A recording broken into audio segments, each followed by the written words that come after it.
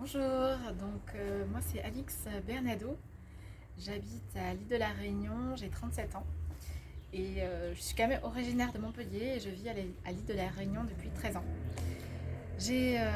Comment vous dire, en quelques mots, j'ai découvert C'est Louise euh, par le biais d'une amie euh, parce qu'elle savait que je cherchais des outils pour mon mieux-être. Ah, peut-être ça s'entend pas là, mais je sors d'une grande dyslexie et je me suis toujours dit que j'étais une autiste, même si je n'étais pas reconnue. Et, euh, et pour moi, c'était très important de retrouver moi qui j'étais, même si je pense qu'il fallait que je passe dans cette formation. Et mon amie qui, pour le coup, elle me dit, bah, avant de partir en vacances, ça te dit de tester. Je dis, ah ouais, ouais, ouais, j'y vais. J'en ai fait 3 d'affilée. Bien sûr, c'est toujours en décalage. Et j'ai senti que ben, ça m'apportait un mieux-être, mais physique, psychique, ça détachait tellement de choses en moi. Alors c'est vrai, à vous l'expliquer, là, pour le coup, ça quand même, ça, il y a pratiquement un an et demi, c'est énorme. Et là, dernièrement, pour le coup, j'ai quand même créé mon entreprise. Donc j'ai fait mon premier salon du bien-être. Et lors de ce salon du bien-être, j'ai eu je veux dire, merci l'univers parce qu'il y a une personne qui est venue me faire un interview de 30 minutes. Et lors de cette interview, j'ai pu expliquer ce que je faisais, pourquoi j'avais fait ça. Et je l'ai reçu. Et ce qui m'avait frappé, c'est que je me suis écoutée. Et là, je me dis, mais waouh, mais c'est ma vraie voix. Mais je n'ai jamais eu cette voix. Et en fait, c'était pas ma voix à l'époque. C'était la voix formatée du transgénérationnel. Je veux en dire 50% du héritage du papa, 50% du héritage de maman et bien plus encore. Et là, de m'entendre et surtout m'entendre jusqu'à la fin, j'en ai eu les larmes aux yeux parce que d'habitude je ne pouvais pas me supporter à écouter quoi que ce soit à la radio. Je trouvais ça beau et j'ai sorti des mots que je n'aurais jamais pensé sortir de ma propre bouche, qui étaient tellement fluides et je me suis dit c'est moi ça. Ben ouais, je crois que c'est moi. Et j'ai compris que cet outil m'avait apporté énormément. Je fais des séances depuis un certain temps avec une clientèle, je vais vous dire, un peu ciblée. Étant donné que je suis dyslexique et autiste, et je n'attire que des gens qui ont quand même des pathologies psychiatriques assez sévères. Et mon premier soin qui a été le plus particulier, et là j'ai compris que c'est Louise, était juste épatant, juste éblouissant. J'ai travaillé sur une jeune fille qui avait la maladie du Pica. Alors, pour grosso modo, c'est une maladie où le cerveau est déconnecté et il fait des choses absurdes, mais il le fait et c'est incroyable. Et cette jeune fille que je suivais, qui était à l'époque adolescente, et en fait, ses parents étaient en cours d'instance de divorce. Et, euh, et en fait, elle s'auto-mutilait, on va dire. Elle mangeait des choses non alimentaires. Et sa grosse blessure, elle mangeait du plastique. Sa maman désemparée me voit arriver là comme la lumière et me propose de faire pourquoi pas un soin. Alors pour le coup, j'ai fait un soin sur la jeune fille qui était complètement dans le déni et j'ai accepté de faire le soin, mais pour le coup, j'ai dit à la jeune fille, comme je ne connaissais pas son corps, je ne te ferai pas 3 passages. Et d'ailleurs, je me suis écoutée en fait. Je suis plutôt ressentie. Je lui dis, je vais te faire un passage et on verra. Tu me diras qu'est-ce que tu en penses après le soin. Eh bien, vous savez pas quoi, à la fin de la séance, donc elle mangeait que des choses en lien avec sa maman. Donc je lui prends sa main euh, gauche, le côté maternel, l'action, le mouvement, la flexibilité, et elle me sort, la jeune fille, elle me dit, ah là là, j'ai eu des picotis dans mon ventre. Donc, elle savait pas, mais moi je le savais. Et au final, je trouvais ça fou que en si peu d'éléments, en plus en une séance, un passage, waouh. Une semaine plus tard, je la revois et je lui dis est-ce qu'il y a quelque chose de nouveau. Elle me dit ah oui, oui, oui. J'ai, euh, J'avais des pulsions du dimanche soir jusqu'à ce soir. Il fallait que j'allume l'autoradio et je chante et je danse devant ma maman.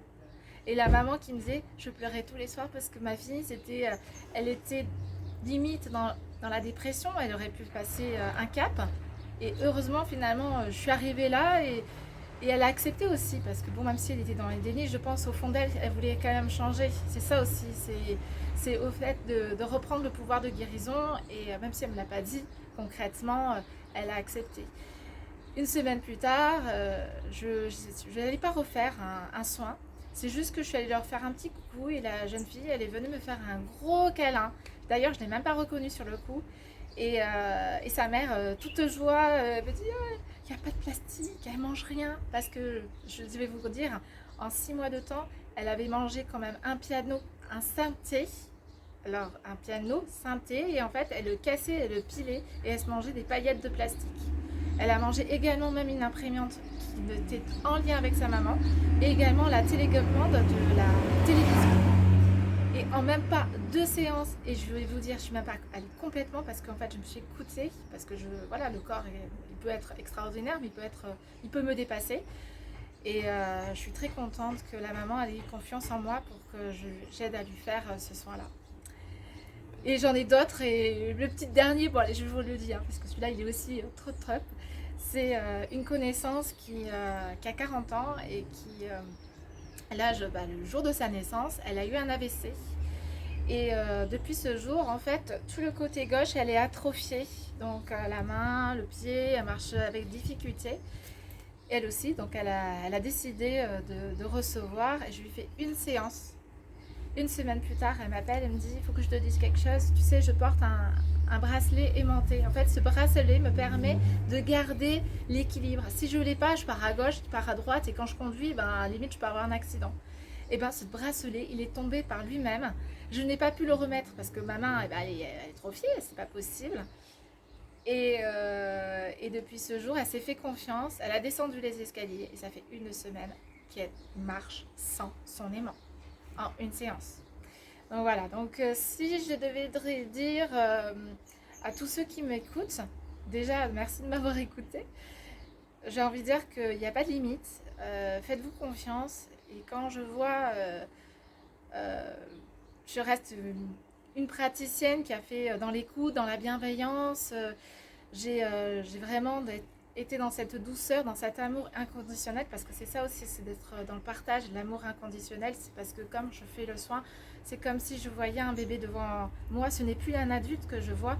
Et franchement, quand je vois ce que c'est, et c'était à l'époque, c'était que le niveau 1.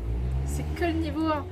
Et là, si aujourd'hui, je vous dis, je viens de finir ma formation de 3 jours, et d'ailleurs, ça a été juste épatant. Et j'en suis très contente parce que j'ai enfin enlevé une mémoire karmique.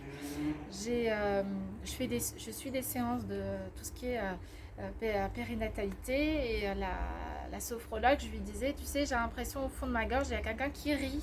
C'est bizarre, mais chaque fois j'ai l'impression qu'il y a quelqu'un qui rit. Ça va. On a fait les corps subtils, hein, niveau 2, body énergie, et là ça n'a pas loupé. La praticienne, elle était là dans cette douceur, elle m'a accompagnée. J'en ai encore des frissons, et cette mémoire, je pense qu'elle est bien partie parce que j'ai eu des grosses crises de larmes, des grosses crises.